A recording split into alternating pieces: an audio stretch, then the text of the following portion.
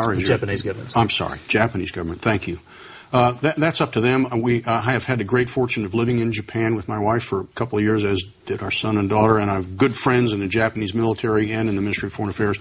So they'll decide for themselves to what extent they want to develop or maintain their current naval power and other power. We're working closely with them on ballistic missile defense, and so in that particular area we would encourage continued development of that capability. What is the policy to North Korea now? Is it still part of the axis of evil, as it was under George W. Bush? Sure. It still is? Sure. So it is a rogue nation capable of pretty much anything, and an evil nation? It's a rogue nation. We watch very carefully their day-to-day military activity. Our State Department has the lead in trying to achieve a nuclear-free peninsula, and we are in support of the State Department initiatives to attain that goal. What do you think is the biggest flashpoint for potential conflict in this region at the moment? I'm happy to report to you, friends of yours in the media ask me that question in a little bit different way. They say, what keeps you awake at night? Well, not much does. As we go from the west coast of the United States to Africa and all throughout the Asia-Pacific region, and as was reinforced in our conversations with Angus Houston and his staff members today, things are relatively tranquil in the Asia-Pacific region, and that's the result, we're convinced, of a long-standing effort by all of us to demonstrate partnership, to make sure that we're ready, and to be present all throughout the area, our area of responsibility. So the shortest answer I can give you is things are fairly calm and tranquil. They are stable. What is the most significant area of partnership that you see with Australia, military partnership with Australia at the moment? I mean, it's, for example, it's been suggested by Richard Armitage, your former Deputy Secretary of State, that if there ever were a conflict over Taiwan, that Australia's military help would be required as part of the alliance obligations. I don't know that I'd say required. In the off chance that there is military conflict, Australia's contributions would be desirable, to be sure. As far as the area in which we share the most common ground, of course, your Prime Minister's commitment to more forces to Afghanistan is of great importance to us and to the NATO forces that are engaged in that very important issue there.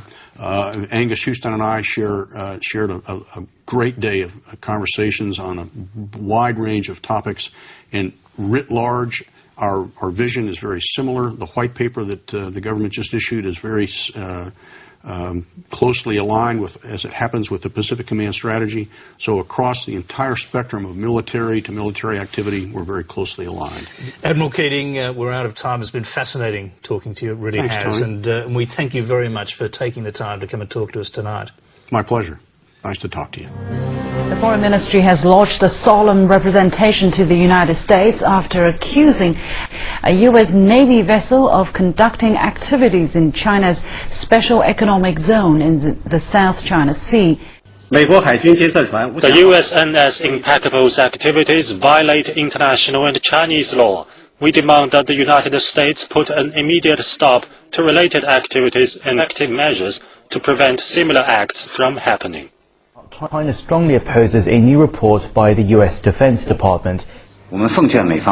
We suggest the United States respect fundamental facts and drop its Cold War thinking and prejudices, and also cease releasing such China military reports and end the groundless accusations over China. This is necessary to prevent further damage to the relationship between the two countries and two armies. Both senior Chinese military officials confirmed the Navy's desire to acquire a carrier, and even more, China needs to build its own aircraft carriers. The intent of the use of that aircraft carrier is, I would say that it may cause concern with some of the regional navies and the real issue is how are those aircraft carriers used and what is the intent of that capability. Improving military exchanges will be high on the agenda during Barack Obama's visit to Beijing this week, but whether this relationship can improve depends on both sides staying committed to building confidence.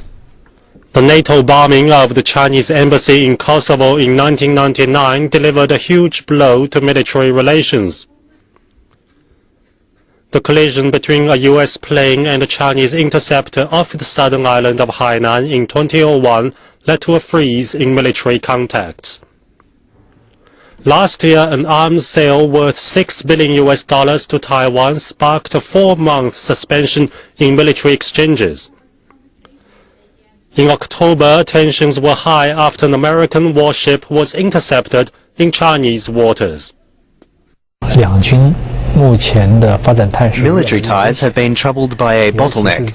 This involves a strange cycle of friction, a freeze in communication, limited improvement, and then frictions again. It has made military relations increasingly dangerous.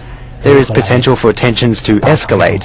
The two sides must reach some basic level of trust and understanding in security areas at sea, in outer space, and cyberspace to prevent a deterioration in relations. However, decades of mistrust cannot be so easily resolved.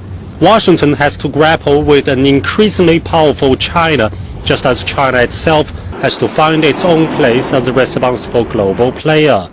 A deciding factor in China-US ties is how Washington perceives Beijing, as a genuine partner or as a potential rival.